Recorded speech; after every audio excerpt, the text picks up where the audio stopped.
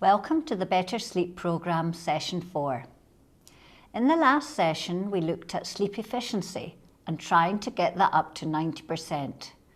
We looked at sleep scheduling, looking at how much do we sleep on average. We looked at what time you should go to bed and what time you should get up in the morning.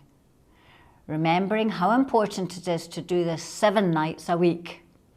We looked at learning from your sleep diaries and how to stay motivated. So let's review your homework. How are you getting on with rescheduling your sleep?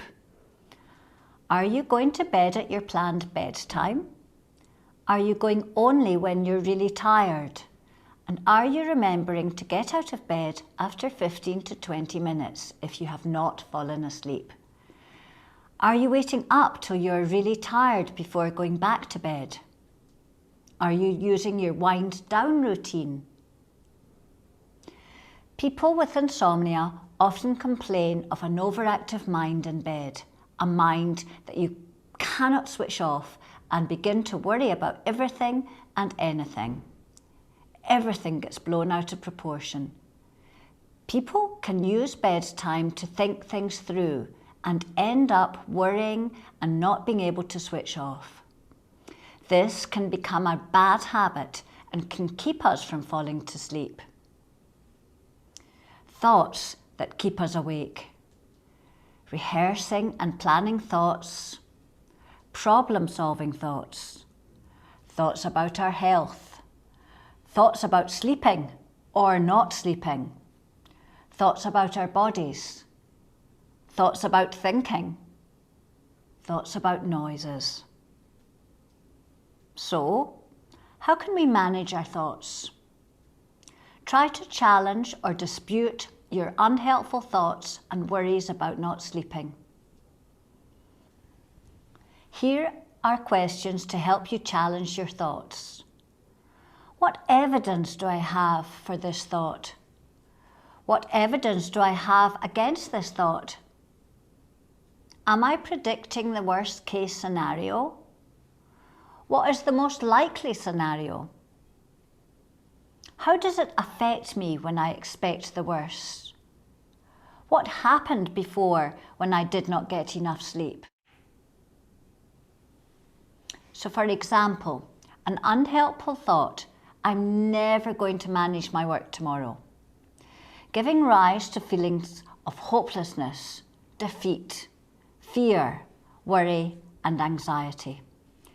The evidence for this might be, I feel tired. I can't concentrate well when I'm tired. The evidence against, I haven't slept that well last week, but I still managed to go to work and do what I needed to do.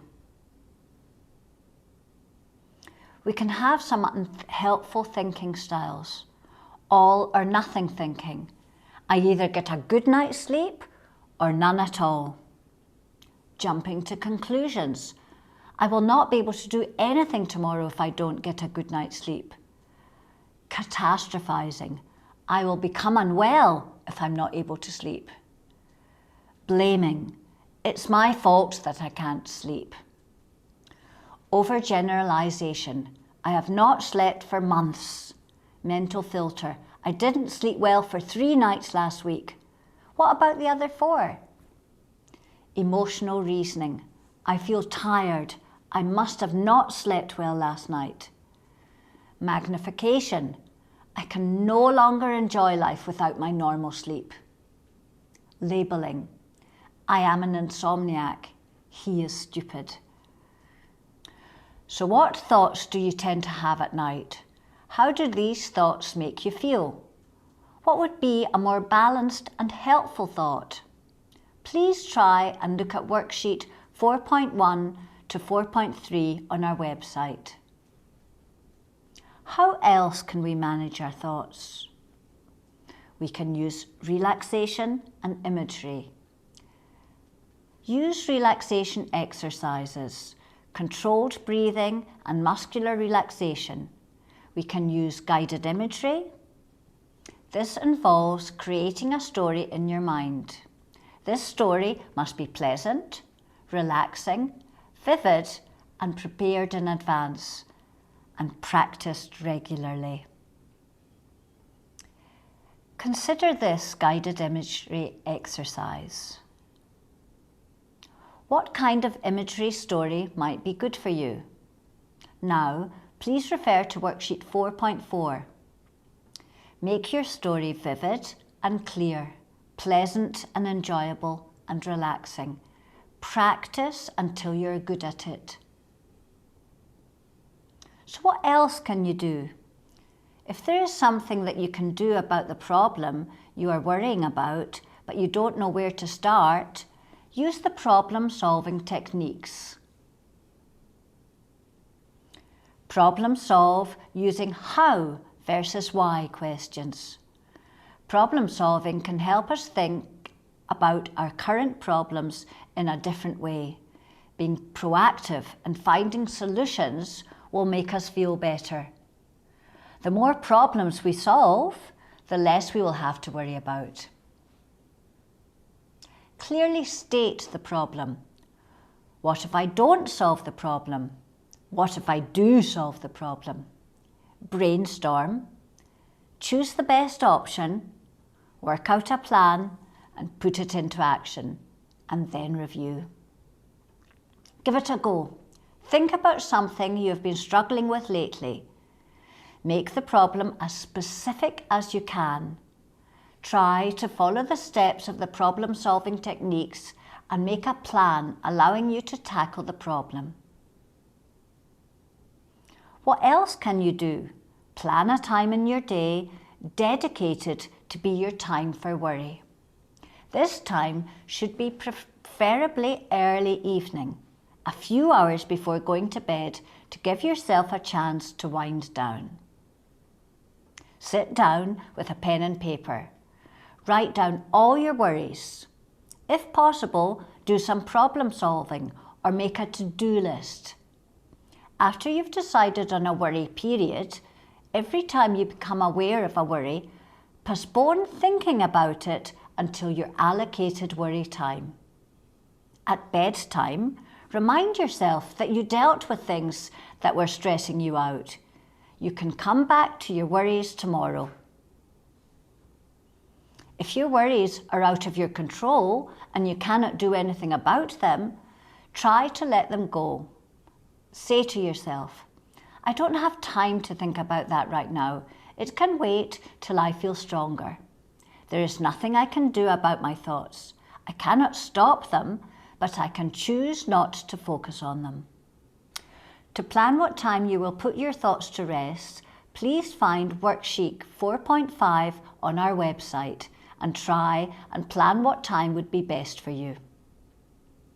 There are some other useful techniques. Counting sheep does not work, but we can use thought blocking. Repeat the word the every 2 seconds, not out loud, but mouth it if you would like.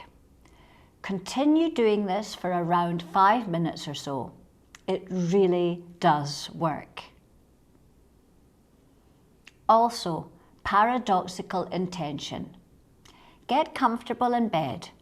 Turn the light off, but keep your eyes open. Make no effort to fall asleep and do not be concerned about being awake.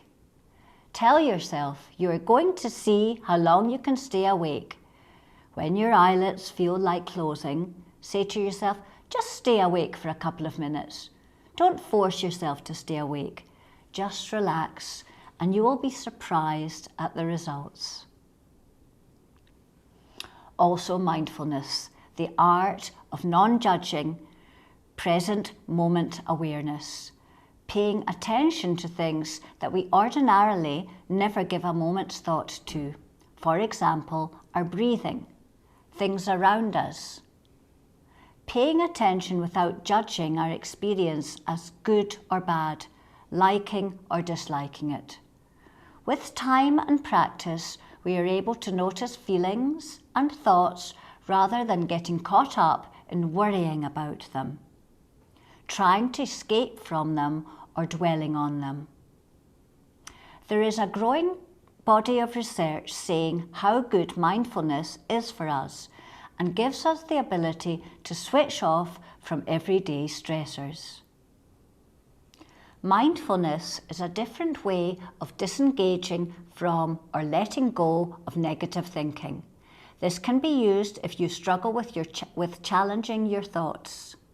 I would like you to notice when you are automatically drifting into negative thinking, then redirect your attention back to the present, the here and now.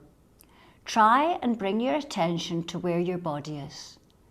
Take notice of your thoughts, feelings and body sensations, and become aware of the sounds, smells and noises around you. This is an automatic pilot response versus present moment awareness. It enables us to distance ourselves, to be in control and to make choices. How can we practice being mindful?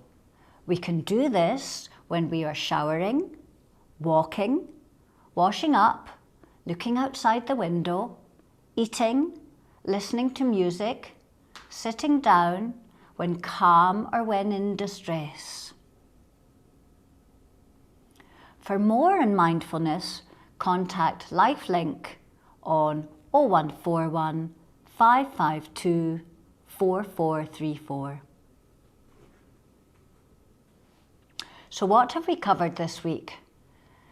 Some thoughts that keep people awake at night, some emotions that can keep people awake, techniques to manage our thoughts, challenging and helpful thoughts, relaxation and imagery story, worry time, trying thought blocking, giving up trying, paradoxical intention, and mindfulness. What will we cover next week? Well, we will be looking at putting the whole Better Sleep programme together. Please remember to keep filling in your sleep diaries, and we will look at them in the last session. And for homework, try the techniques from today's session. Practice guided imagery, keep filling out the sleep diary, and we will look at it in the last session.